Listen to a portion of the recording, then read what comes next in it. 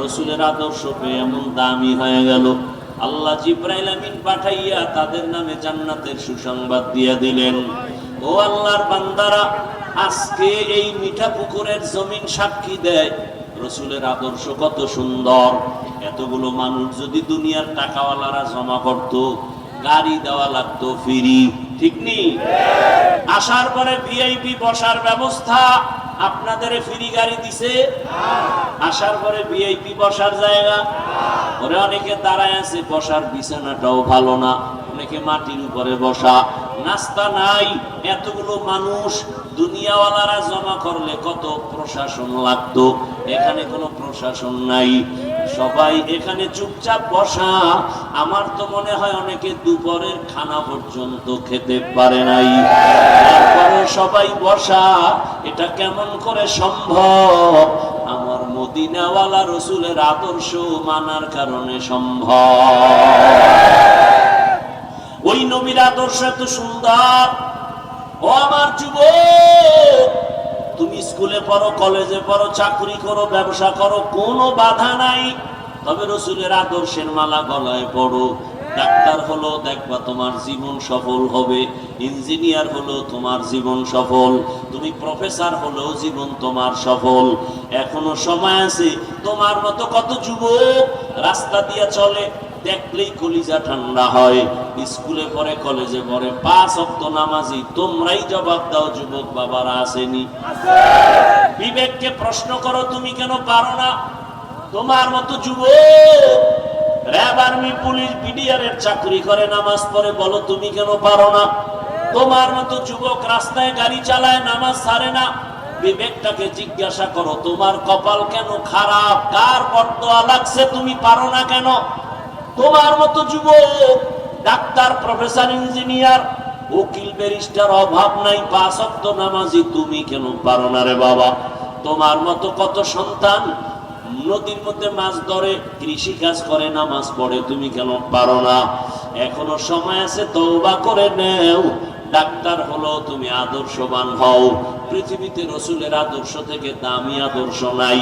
ওই রসুলের আদর্শ মেনে মা বাবার দোয়া, শিক্ষকের দোয়া, উলামায়ে কেরামের দোয়া, পরামর্শ নিয়া রসুলের আদর্শ মতো জীবন চালাও। এখনো সময় আছে, তওবা করো। কয়দিন আর বাহাদুরি করবা? এমন কোন দিন নাই যুবকের মরণের খবর নাই। পানির নিচে যুবকের লাশ, গাড়ির নিচে যুবকের লাশ, ঘুমের বিছানায় যুবকের লাশ। আগামীকাল তুমি যদি মরে যাও, কয়দিন বাহাদুরি করবা? এখনো সময় আছে, তওবা করে নাও। আল্লাহর কাছে মনে মনে বলো, আল্লাহ, ডাক্তারি পড়ি আর যা করি আর নামাজ ছাড়বো না, দাড়ি কাটবো না, বেপরদায় চলবো না। মা বাবার দোয়া নিয়া, শিক্ষকের দোয়া নিয়া, উলামায়ে কেরামের পরামর্শ নিয়া, নবীজির আদর্শ মনে জীবনটাকে চালাবো। দেখবা জিন্দেগি তোমার ধন্য হয়ে যাবে। ডাক্তার হলো, সম্মান কমে যাবে না। ইঞ্জিনিয়ার হলো, তোমার সম্মান সবার উপরে আসবে।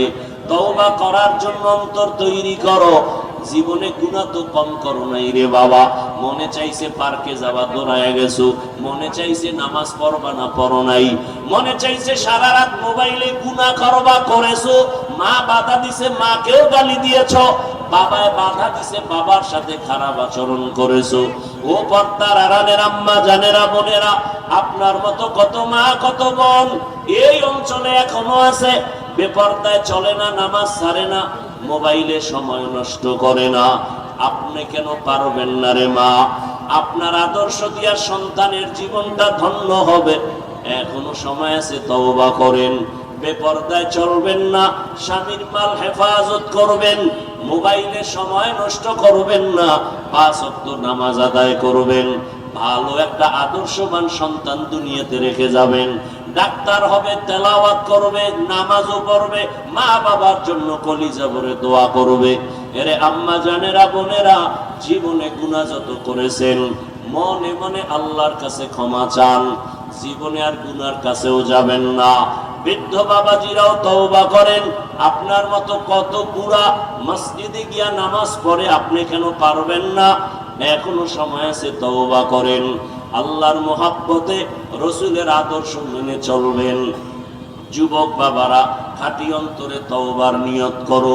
তবে এটা সত্য কথা, আমি হাফিজুর রহমান তো মানুষের কাতারেই না, স্বয়ং রসুলের কাছে থাকিয়া দেখিয়া বয়ান শুনিয়াও আবু জাহাল কালেমা পড়ে নাই। আর ওমরের মতো বান্দা নবীকে জবাই করতে গিয়েও কালেমা পড়ে ফেলেছে। এটাই হলো হেদায়েতের দরজা। কার কপালের হেদায়েতের দরজা খুলবে জানা নাই। কে ওমরের মতো তওবা করে এখান থেকে যাবে, আবার কেউ আবু জাহালের মেজাজ নিয়ে বাইরে গিয়া বলবে এই দোষ আর সেই দোষ। কপাল বড় খারাপ। যাদের কপাল ভালো, মরিয়া গেল নামাজ ছাড়বা না।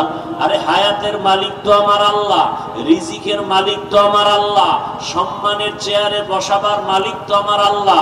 সেই আল্লাহকে রাজি করে নামাজ পড়ো, মা বাবার দোয়া নিয়ে চলো, জীবনে কোথাও আটকাইবা না, অসম্মানী হইবা না।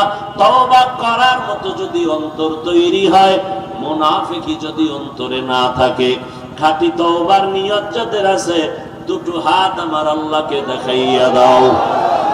হে আল্লাহ, হাতগুলো কবুল করে নেন, তওবা কবুল করে নেন, তওবার উপরে মজবুত হইয়া চলার তৌফিক দান করেন, আমিন।